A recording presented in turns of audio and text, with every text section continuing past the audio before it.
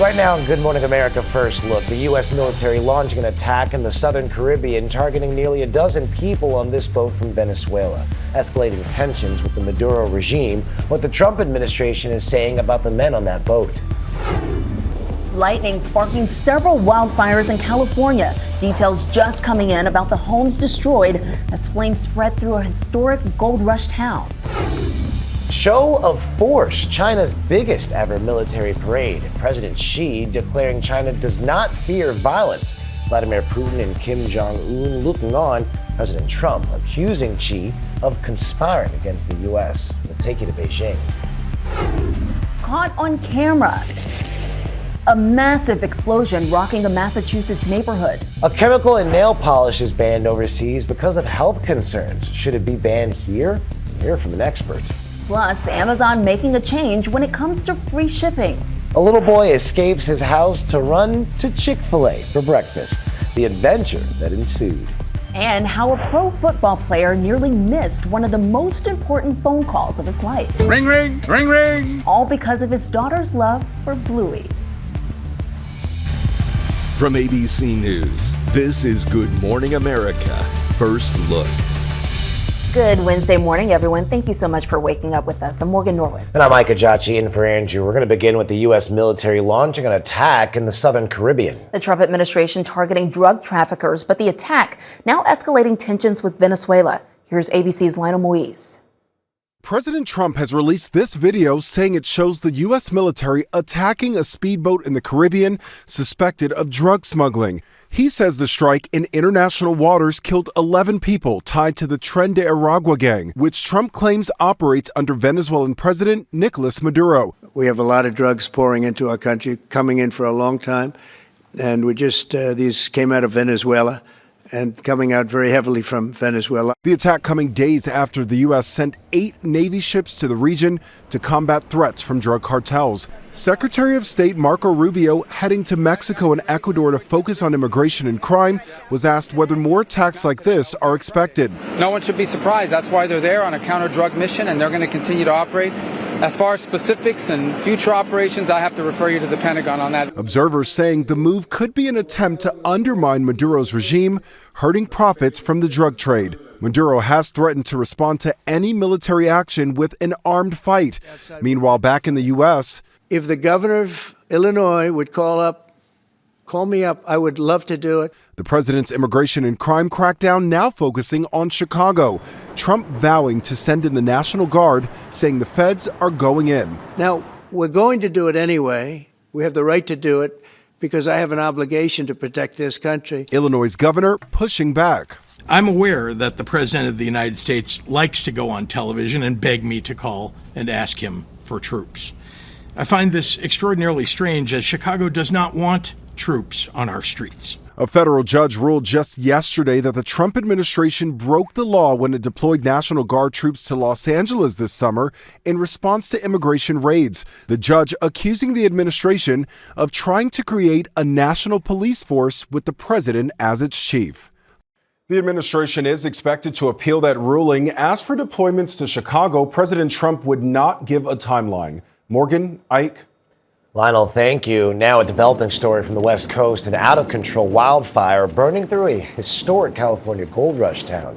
Several homes in the town of Chinese Camp have been lost. The town northeast of Modesto was founded by Chinese workers in 1849. 8 other fires, all sparked by lightning, have burned nearly 10,000 acres in the area, triggering evacuations. A massive show of force in China overnight. President Xi Jinping unveiling his newest weapons, part of an elaborate military parade. He was joined by Vladimir Putin and North Korean leader Kim Jong-un, a rare gathering of autocrats looking to present a global alternative to American leadership. Xi declaring that China does not fear violence. President Trump on social media accusing the Chinese leader of conspiring against America. ABC's Brent Clinett is in Beijing. This was about, for Xi Jinping, showing that its military is modernized and ready for combat. We also saw extraordinary scenes with Xi, Putin and Kim Jong-un just over there in this huge show of unity, touting a message of their new world order that they've been talking about. The security here has been extremely tight, but that's because officials have been making sure that every single thing goes to plan on Xi Jinping's very special and China's very grand day today. And this show of unity comes just weeks after President Trump met Putin in Alaska. Now to the Jeffrey Epstein case. Survivors of his sexual abuse are speaking out today at a news conference on Capitol Hill amid a bipartisan push for the release of the Epstein case files. ABC's Christiane Cordero has the details. Christiane, good morning.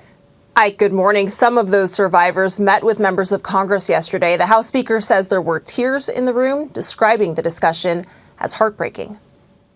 This morning, survivors of Jeffrey Epstein's sex trafficking are set to speak at a news conference hosted by a bipartisan group of lawmakers. Many will be breaking their silence for the first time to demand the release of the Epstein files. The Republican-led House Oversight Committee yesterday released more than 33,000 pages of Epstein documents. We're going to do everything we can to give the American public the transparency they seek.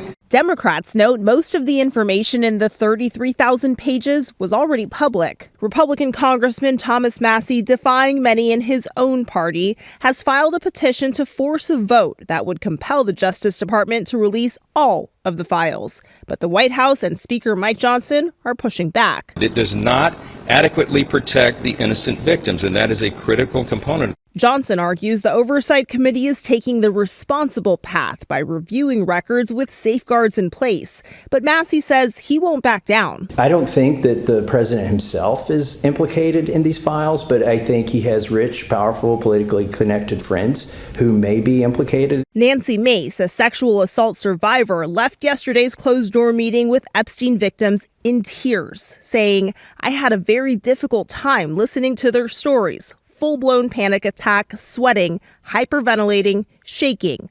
I can't breathe."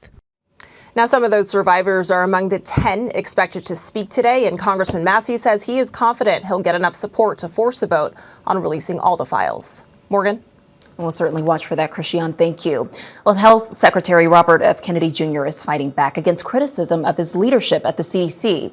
In a Wall Street Journal editorial, Kennedy accuses the agency of squandering the public trust during the pandemic and says he's working to restore that trust. At least 9 former CDC directors have claimed Kennedy's actions, including changes to vaccine policy and the firing of the CDC director last week, are endangering Americans' health.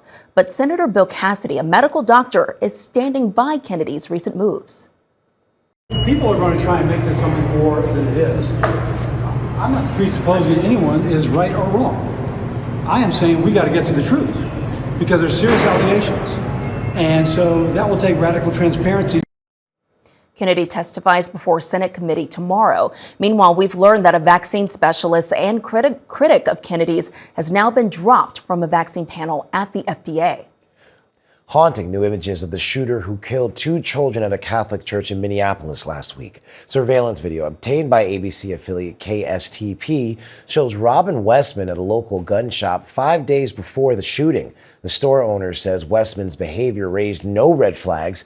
He says he released the video to show that the 23-year-old was friendly while holding and aiming the weapons. The gun that Westman bought was not used in last week's attack. Well, new details this morning about a serious shark bite near the Florida Keys. Officials believe a reef shark like this one you see here attacked an 8-year-old snorkeling off of Key Largo. His father frantically calling 911. How bad is the bite? It's bad. I gotta stop the bleeding. I'm seeing a significant amount of blood loss. The injury is significant. And a Good Samaritan helped get them to shore. Doctors were able to save the boy's leg. And time now for your Wednesday weather. Good morning. Summer is still going strong in the Northwest. In fact, maybe too strong. 95 in LA today. The worst of the heat, Northern California to Washington. Heat alerts, red flag warnings, maybe some record highs in places like Yakima and into Spokane. Flooding possible with monsoon rains in the Southwest. More comfortable eastern two-thirds of the country. Downright cool in Minneapolis, 62. Behind a cold front that could bring a thunderstorm to Chicago. It's comfortable in the Northeast. And then this system in the eastern Atlantic, maybe a tropical depression later in the week. That's your forecast. I'm ABC News meteorologist Lee Goldberg.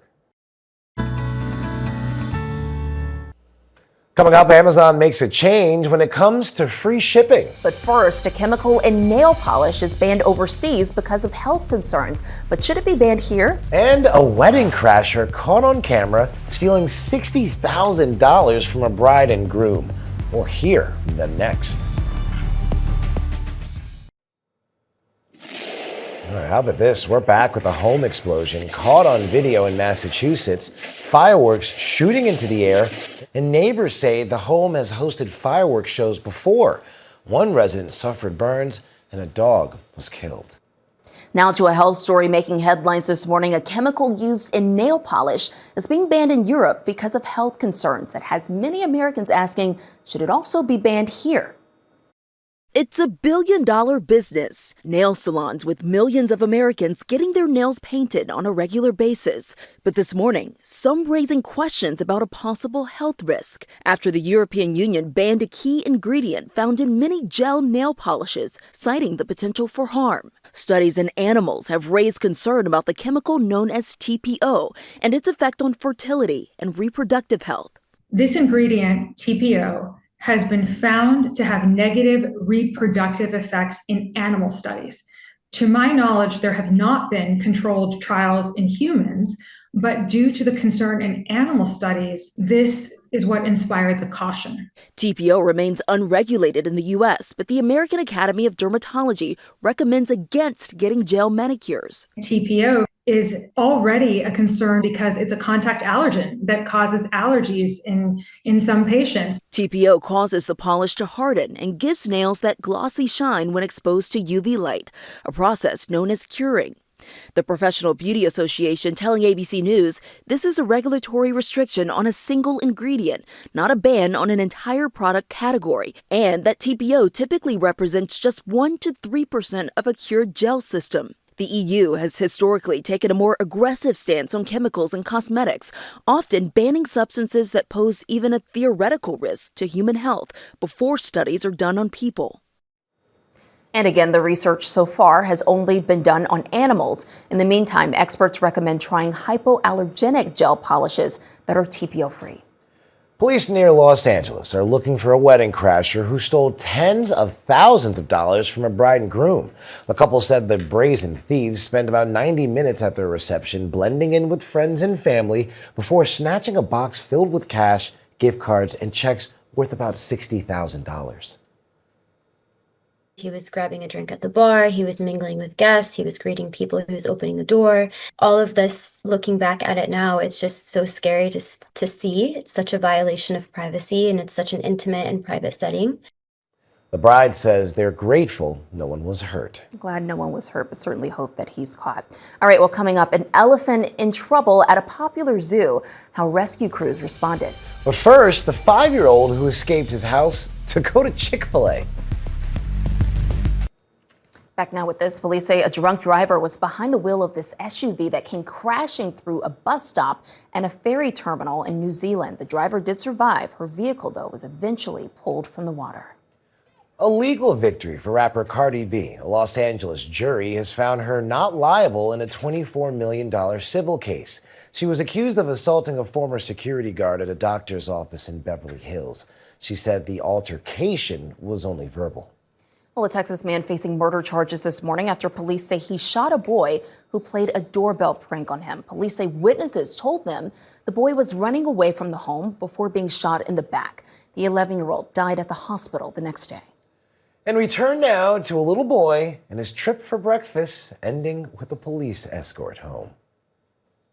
Some kids sneak candy or cookies, but one Florida 5-year-old had bigger dreams. As we walked in, we see a little kid sitting at the table eating his breakfast with one of the managers. Police in Jacksonville sharing the story of William, who snuck away from home one morning to grab breakfast at his local Chick-fil-A.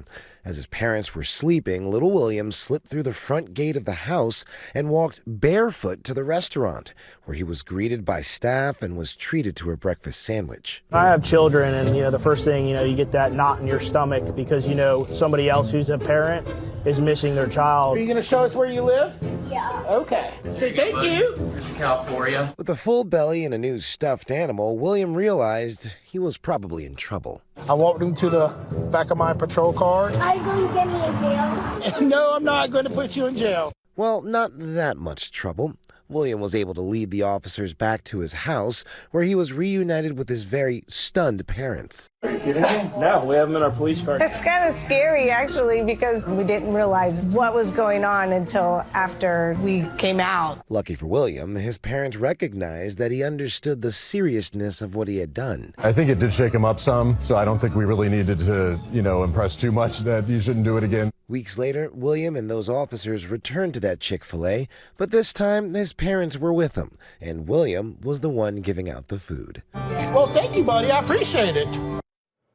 Now, police say this is a good reminder to teach your kids their home address and phone number. Glad he got some food out of that Absolutely. one. All right, well, coming up, the airline offering a new unlimited travel ticket. Plus, President Trump addresses this video, appearing to show something being dropped out of the White House window.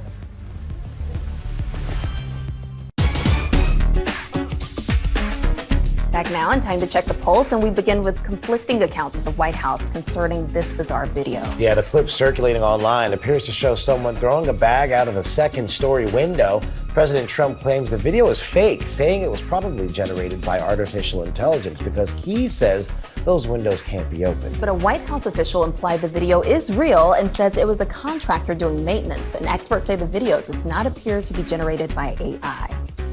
Well, next, a big change in Amazon's shipping policy. A program that allows Prime members to share free shipping benefits with people outside their household is going away next month.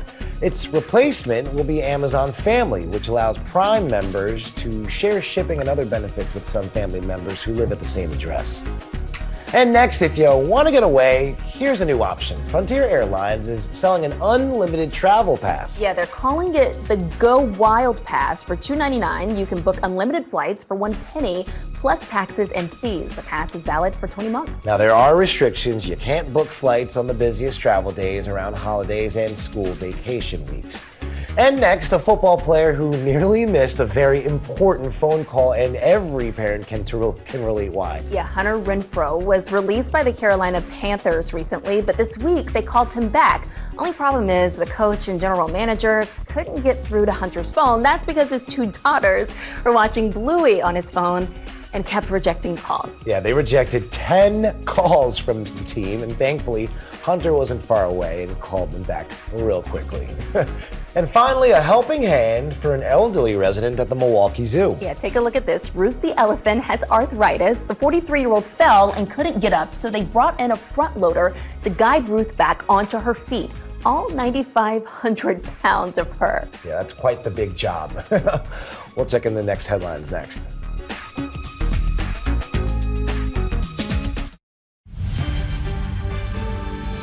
Back now and checking more top stories. Officials in Venezuela claim that this video that President Trump claims shows a U.S. military strike on a drug boat in the southern Caribbean was created by artificial intelligence. Trump says 11 people linked to a Venezuelan gang were killed.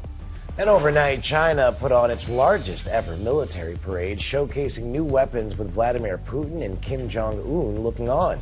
President Trump slammed President Xi, accusing him of conspiring against the U.S. A judge has ruled Google does not have to sell its Chrome browser as part of an antitrust judgment. But the judge did say the company must share its search data with competitors and end exclusive deals that make it the default engine on certain devices. And customs officers in Seattle have seized more than 11,000 fake Labubu dolls worth more than $500,000. The knockoffs arrived from South Korea. Today's weather, record heat fuels fire danger in the Northwest. Rain and storms in the Southwest and around the Great Lakes. And finally, finding love on the run. It's a story Danny New ran down for us. As the summer air begins to crisp, and maybe you're starting to think about having a date for the holidays. We met eating chicken fingers at the bar. Yes, we met eating chicken fingers after the run. Yeah. More and more folks like New Yorkers Karang and Caleb here are apparently meeting new romantic partners thanks to their running clubs. You just make a lot of friends and then sometimes you meet someone else. In the past year or so, the New York Times and Vice have published articles asking if running clubs are the new dating apps. One doctor writing in Australia's news.com, quote, "It makes sense," and goes on to say you're meeting new people, bonding over shared suffering, and everyone's already in activewear, which saves you from awkward first date wardrobe decisions. So while jogging alongside them with astounding coordination, I interviewed Karang and Caleb about what it's actually like to meet on the run. Keep it open, like as if it's a new friend. And if it's something more, that's great. And if it's not, you still have a friend. After their initial post-run chicken finger meal at the bar, Karang and Caleb began jogging and chatting together during the weekly meetups for the club called As Is Run Club. In fact, soon Karang realized Caleb was purposefully running slower than his normal pace just to be able to get to know her better. I mean, we never would have run together. That's the thing. Hey, I like to run alone. Will you stop? Okay, Why? I'm running here. Me too. Of course, as we see in Silver Linings Playbook, not everybody always wants a running partner. Thank you. Which is why Karang and Caleb are relieved they just showed up to a club with a shared interest, made a new friend, and, well, Just was natural. And guys, they both stress they feel running clubs should not be thought of as dating apps. And I just want to say, I met my wife on a dating app, and that's okay too. Scientifically speaking, running is the worst, so either one can work. All right, and that's your GMA First Look. Have a great day.